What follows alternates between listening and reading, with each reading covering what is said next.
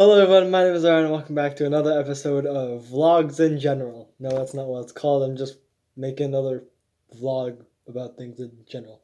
Anyways, so hello there, I'm Ryan, back with another vlog. This intro is going pretty well so far, I guess. No, what I really wanted to say today was, first of all, the day I'm uploading this, which should be tomorrow, hopefully if I get this done quickly, but yeah, that's my birthday.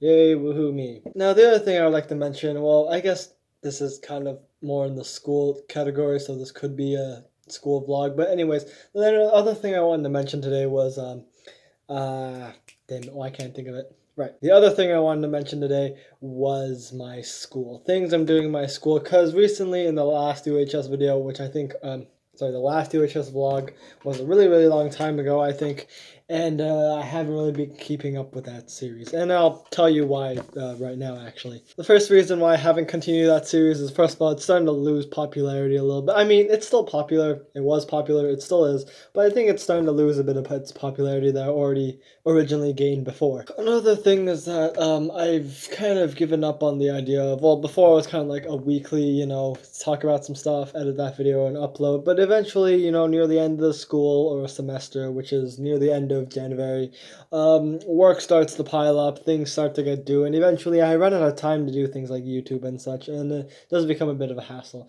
Occasionally I do record a pretty good episode, and it does take me a couple weeks before I can edit and publish it, but other than that, it's still been kind of slow recently. In fact, I'm still doing a few re-uploads, although you probably can't tell, but I'm doing a couple of re-uploads sometimes, which I don't like re-uploading things, but if I have to do it, sadly, I have to do it. But that is not all I'm going to talk about today in this episode. You see, the main thing I want to talk about in this episode, if my brain will keep up with the words coming out of my mouth, is that I want to talk about exams. That's right, EXAMS. Exams.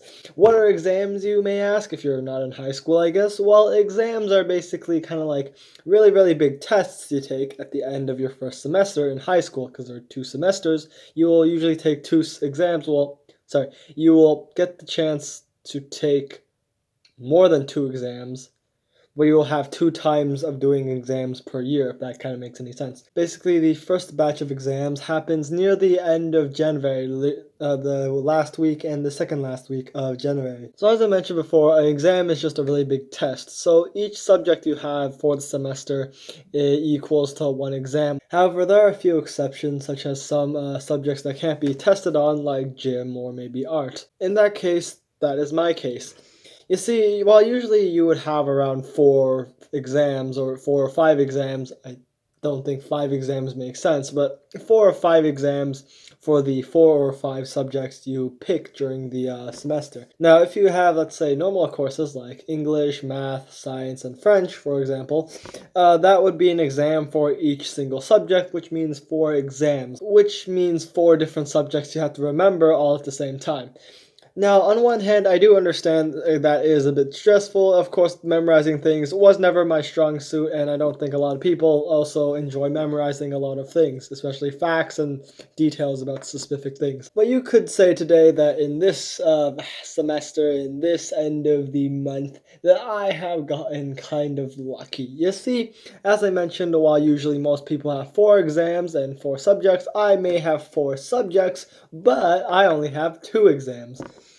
Those exams of which are language and math, probably the easiest exams you could ever take compared to everything else, although I might be wrong. But if you're taking like a science or a geography course, then I can assume there are going to be a lot of terminologies you need to remember. French is of course French, and the only other thing I can think of is civics, and what exactly do you do in civics exactly? I have no clue. So the reason I have 2 exams is because, first of all, my 4 subjects are language, math, gym, and art. Now, you can't exam someone on gym. Well, I mean, you could quiz, exam, test someone on like sports and gym safety and stuff like that, but I guess we're not gonna do that. Similarly, for art, you could test someone on art history and art theory and different sketching techniques and whatnot, but again, for some reason, we're not gonna do that, and I'm totally okay not learning art history. I mean, I don't like history. of any sort. Language, after looking at the outline for the exam, I realized that language is actually a lot more simpler than I expected. Basically, in my case for the exam for language, it's basically just anything you've done in your course in the past couple of months, so like poetry or figurative language or essay writing or stuff like that. That's basically the exact same thing you're going to be tested on. I have seen the template, it's pretty much just word for word every single different activity and project we've done so far in the course. So really, I'm not too surprised, I guess. I'm a little concerned because some of the parts do look slightly difficult, like writing a whole paragraph and whatnot, but overall, I think it's definitely manageable. Now, math, on the other hand, is even more manageable. I don't know what the format of the test exactly looks like. I don't know if it's like multiple choice or multiple choice or not multiple choice, or like EQAO style kind of thingy maneuver. But basically, I'm really not concerned about math. I am really good at math, and other people may not be as good as math, but I am good at math, as I've mentioned in some other vlog, probably some other time. So really, math, besides a few couple of terminologies you have to probably remember, it's really quite simple. In fact, while you're doing the exam, they'll even give you a sheet that tells you the formulas for like area and perimeter and volume and such, which I think is a little bit cheaty, but if the school says so, why not? So maybe I'm just talking from personal experience or not enough personal experience, but in my case, I don't think these exams are really too difficult right now. I mean, yes, we have language, yes, I have math, and yes, I have 2 less exams than everyone would usually have. But in my opinion, exams don't really seem that difficult. I mean, I know everyone makes a big deal about it, like study for it and whatnot, and I do understand that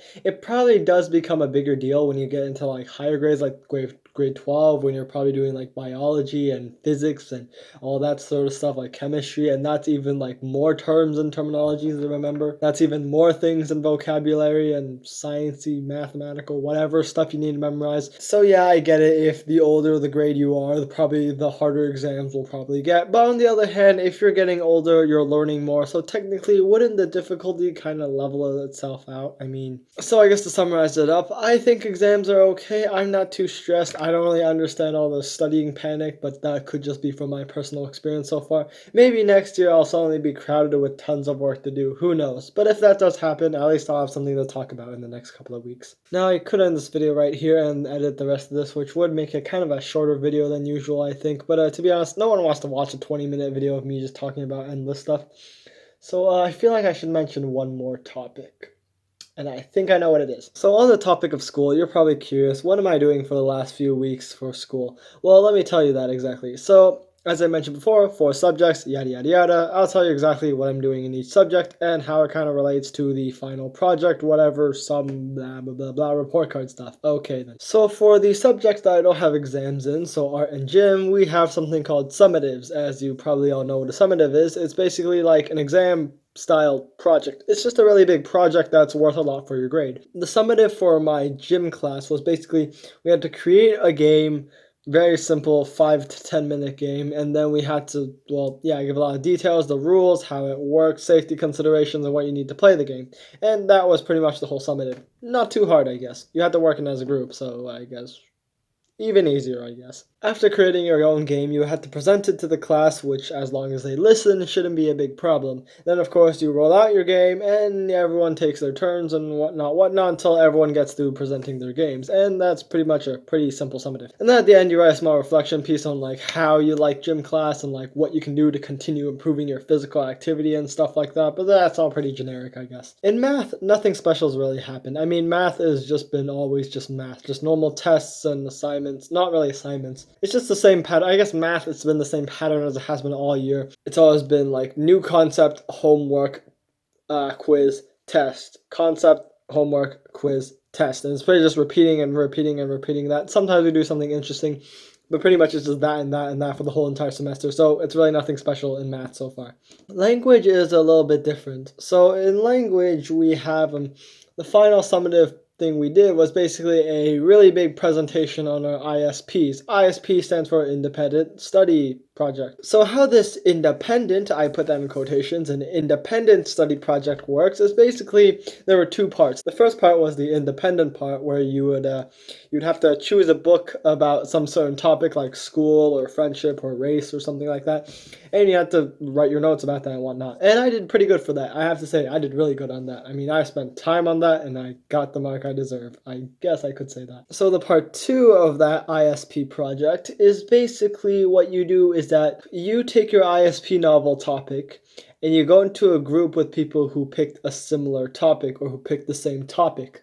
So this independent study project kind of became a group ISP, which would be a group independent project. Besides that, the whole thing was pretty much really generic. It was just, summarize your points, how it connects to your topic that you chose, and a slideshow that explains all that. And I think we did pretty good, actually. We had a pretty nice slideshow. Of course, I didn't make much of it, but yeah, we had a pretty good slideshow. I think it was pretty good. I think it was the best out of them, if I could say that. Yeah, I think it was the best out of them. Don't mean to brag, but yeah, it's pretty good. And finally, we have art. Art class, the art summative. And I know what you're all thinking. Art summative, that doesn't sound very good. And it is not very good, my friends. Especially if you're not good at art, which I happen to be great at art. Not to brag. But yeah, this summative kind of terrifies me. So basically, and I've been working on this for about a week now, basically this summative is that we're supposed to draw a giant portrait. A really big 6 by 4 feet long portrait of someone's face.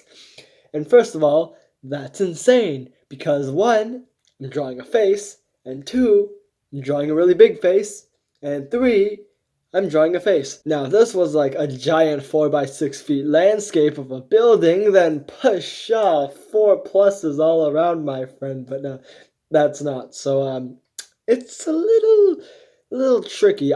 So yeah, I have like 3 days to finish it, assuming that nothing happens on Tuesday. And if I don't finish it, then that's 30% of my mark down the drain.